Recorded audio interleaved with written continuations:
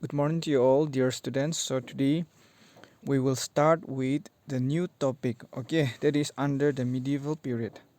So the topic of our discussion for today is the Nagas and the Ahums.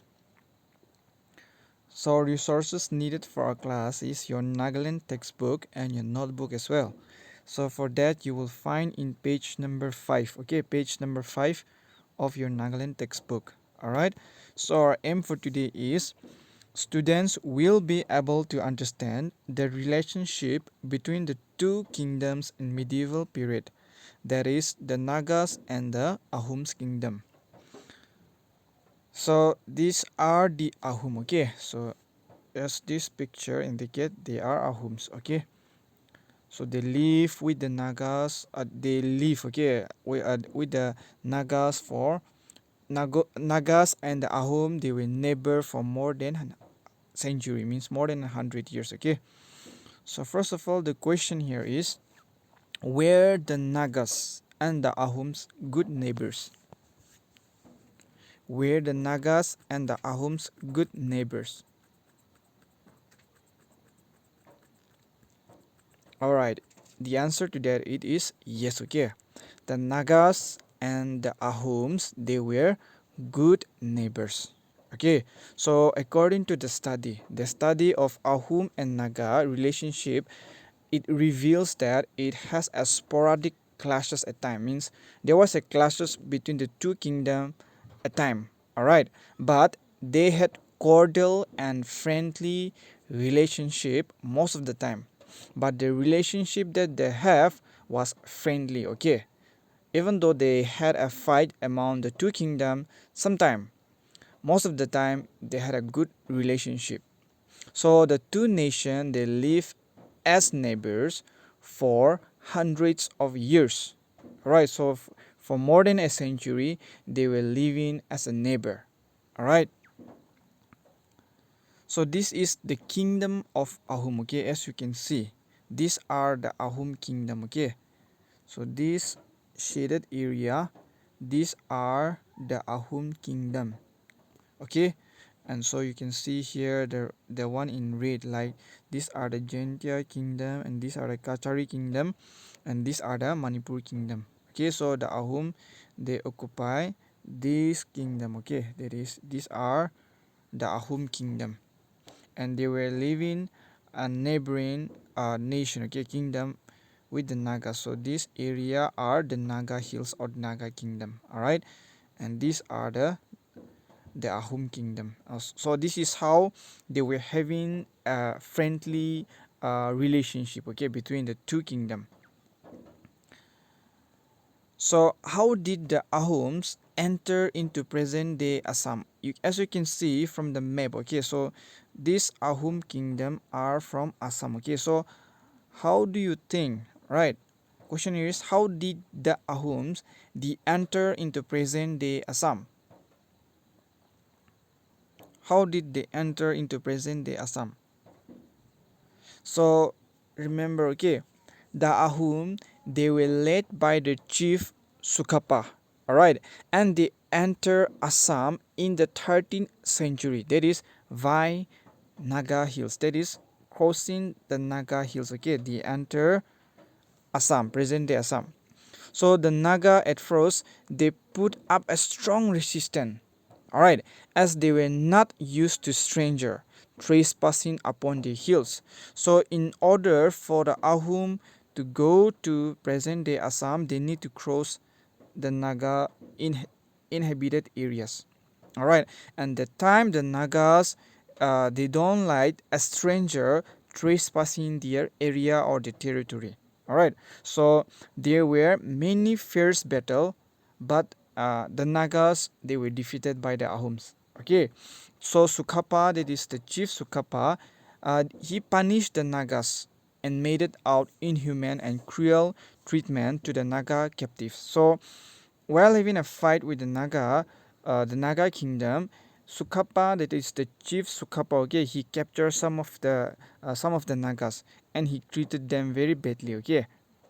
So this treatment was termed by the British historian G. A. Gad as a ghastly barbarity. All right, that is how a British historian have termed the treatment. Okay, that was given to the Naga captives. All right, that is by the Sukapa. Okay, so they treated them very badly, or in other words, inhuman treatment and cruel treatment was done to the Naga captives. Right. So soon after the establishment of new kingdom by Sukapa, the Ahum they developed a new attitude towards their neighbor, that is towards the Nagas. Alright. They realized that a friendly relationship with the Nagas was a precondition, okay, for a strong kingdom. All right. So if you talk about uh, the relationship between the Nagas and the Ahum, you'll see that soon after the establishment of a new kingdom by Sukapa, that is the chief of Ahum. Okay, uh, the Ahum they developed a new attitude. All right, they started changing their attitude towards the Nagas. They realized finally that they need to build a friendly relationship with the Nagas. Okay, was a precondition for a strong kingdom in order to protect their kingdom from outside invasion as well. So the Ahum king adopted the method of maintaining peace with the Nagas. Alright, so they invited the Naga chief sometime to their capital, and in return, they also give them presents. That is as a token of love and friendship. Alright, so soon after that, a trade or a trade developed between the Nagas and the Ahum. As the Nagas, they used to go down to the plain area with their products of clothes, ivory, etc. Okay, and they used to barter them for salt. Barter means exchange of goods. Okay, in terms of money. All right, so uh, they used to go down to the plain with the products of clothes and ivory. All right, and in return they used to barter with for salt, beads, pieces of iron, that is to make weapon, yarn and other products from the plain area, because you see that Assam is a plain area. Okay, so that is how relationship between them was developed. All right, and a trade took place between the two nations. So one of the main result of this trade relationship was the development of a lingua franca for the Nagas. So that is how Nagamis came into being, okay, while communicating with the Ahum. All right, so the Naga traders they learned a broken Assamese, that is in order to communicate with the Ahums, which came to be known in the later stage as the Naga Assamese, and it is now shortened as the Nagamis. Okay, we call it as Nagamis. Okay, so the Nagamis actually was developed during the time of the Nagas and the Ahum kingdom. Okay, that is mainly to communicate between the two kingdom. All right, so there was sometime a special market also. Okay, there was the Ahum they also set up a special market for the Nagas known as Kataki. Alright, Kataki was a special market which was set up by the Ahum for the Nagas, okay, where both diplomacy and business were carried out. Alright, and so that was the purpose of Kataki, okay, where both diplomacy regarding the kingdom was discussed as well as the business was carried out, okay, in that particular place called Kataki. So there were many Kataki, not only one, okay, there were many Kataki in different places, and their functions were to maintain a channel of communication between the Ahums and the Nagas, so also to preserve peace and harmony at the Ahum and Naga boundary. Alright, so in 15th century you'll see that a Naga chief by the name Kambao.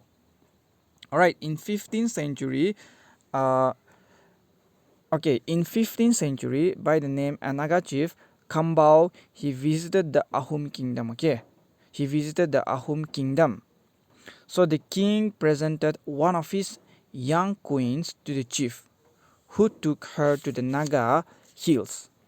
Alright, so uh, that time in time after some period of time a son was born to them. So Kambao he sent his son and his Ahum wife back to the Ahum palace. Alright, so the Naga prince grew into a handsome and intelligent young man, and he was called Kang Sen.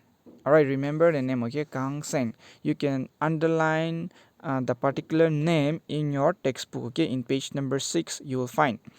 So the Naga prince grew into a handsome and intelligent young man, and he was called by the name Kang Sen. Sooner, the Ahum king wanted to accommodate him in the royal family. Alright, because he was blood, he was a blood relationship with the Ahum kingdom. Alright, Ahum king. So the Ahum king wanted to accommodate Kang Sen in the royal family. Alright, because he was from a bloodline. Okay, so to do this, he created a new post, that is a third minister in the palace known as Bapetra Gohen. So that post was created mainly to accommodate Kang Sen, okay, in the kingdom. So Kang Sen became the first Bapetra Gohen. Okay, so Kang Sen fought many wars and became one of the ablest generals during the Ahum king. Okay, so also another Ahum ruler called Prince Gadapani. He came to the Naga hills to seek refuge. Why? Because while living in the Naga hills, he also married. Okay, Prince Gadapani also married the daughter of the Naga chief called Watlong. That is from Tanhai, and another Naga girl, Changtong Yala.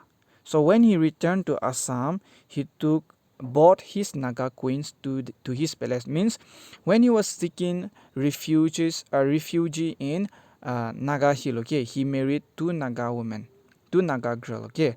And while going back to Assam, he took both of his wife, that is his queen, to his palace.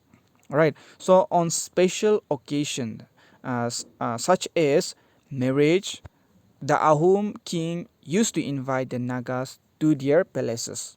Alright, so articles were also presented to the Nagas.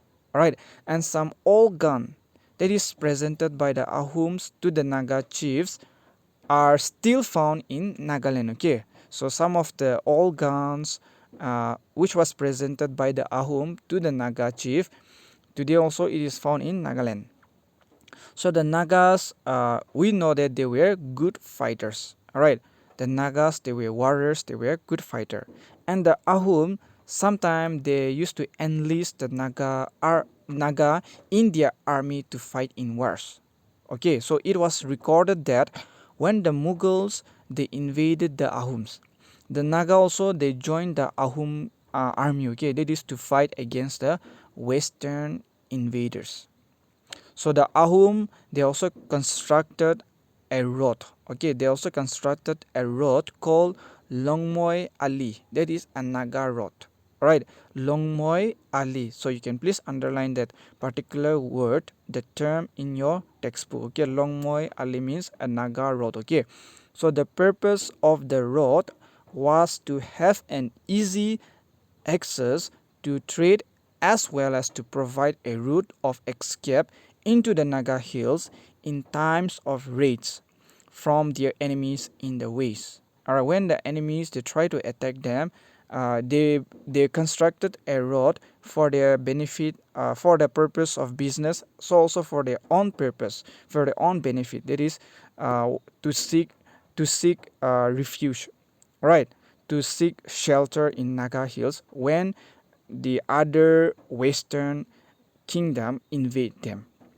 All right. So when the Burmese they ruled Assam from the time 1816 to 1824, many Ahums they ran away. Okay, that is from the clutches of the Burmese army, and they took shelter in the Naga hills. Okay, so the Nagas they provided protection and they also gave the Ahums hospitality until the Burmese were defeated by the British.